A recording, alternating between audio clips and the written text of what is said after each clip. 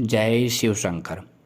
बुधवार के दिन जब भी प्रदोष व्रत आता है तो उसको बुध प्रदोष व्रत के नाम से जाना जाता है। कहा जाता है कि प्रदोष व्रत के प्रभाव से व्यक्ति की सभी मनोकामनाएं पूरी होती है, साथ ही भगवान शिव और माता पार्वती का आशीर्वाद प्राप्त होता है। यदि आप प्रदोष व्रत करते हैं तो बुध प्रदोष व्रत कथा का पाठ जरूर करें, वरना आपकी पूजा अधूरी रह सकती है। तो हम आज आपको बुध प्रदोष व्रत की कथा सुनाएंगे। इस कथा को पूरी सुनना, अधूरी सुनने से भगवान शिव का अपमान माना जाता है।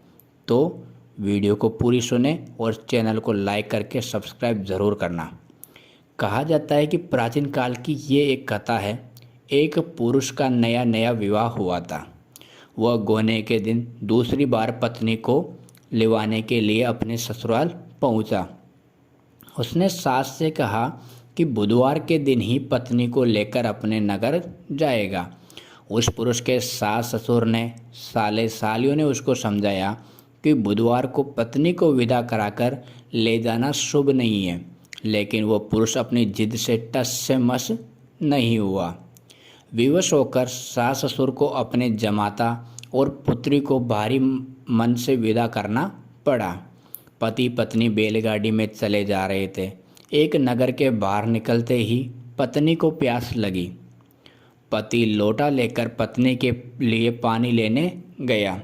जब वो पानी लेकर लौटा तो उसके क्रोध और आश्चर्य की सीमा नहीं रही, क्योंकि उसकी पत्नी किसी अन्य पुरुष के लाए लोटे में से पानी पीकर हंस हंस कर बतिया कर रही थी।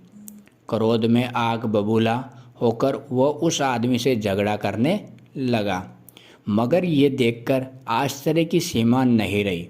उस पुरुष की शक्ल उस आदमी से हूबहू मिलती थी। हम शकल आदमियों को झगड़ते हुए जब काफ़ी देर हो गई तो वहाँ आने जाने वालों की भीड़ एकत्र हो गई। सिपाही भी आ गया। सिपाही ने स्त्री से पूछा कि इन दोनों में से कौन सा आदमी तेरा पति है। तो वो बेचारी असमंजस में पड़ गई, क्योंकि दोनों की शक्ल एक दूसरे से बिल्कुल मिलती है। बीच राह में अपनी पत्नी को इस तरह लूटा देखकर उस पुरुष की आंख भर आई। वो शंकर भगवान से प्रार्थना करने लगी कि हे भगवान, आप मेरी पत्नी की रक्षा करो। मुझसे बड़ी भूल हुई जो मैं बुधवार को पत्नी को विदा कराकर लाया। भविष्य में ऐसा अपराध कदापि नहीं करूँगा।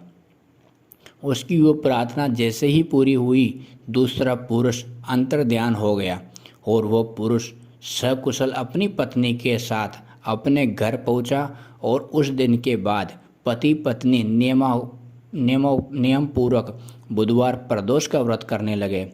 तो कहते हैं ना कि भगवान ने जो विधान बनाया है, यदि तुम उनका खंडन करोगे तो कभी सफल नहीं होगे। तो याद रखें और साथ ही हमारे चैनल को सब्सक्राइब करें। भगवान महादेव से प्रार्थना करेंगे कि जो भी हमारे चैनल को सब्सक्राइब करे उसकी हर मनोकामना पूरी हो। धन्यवाद।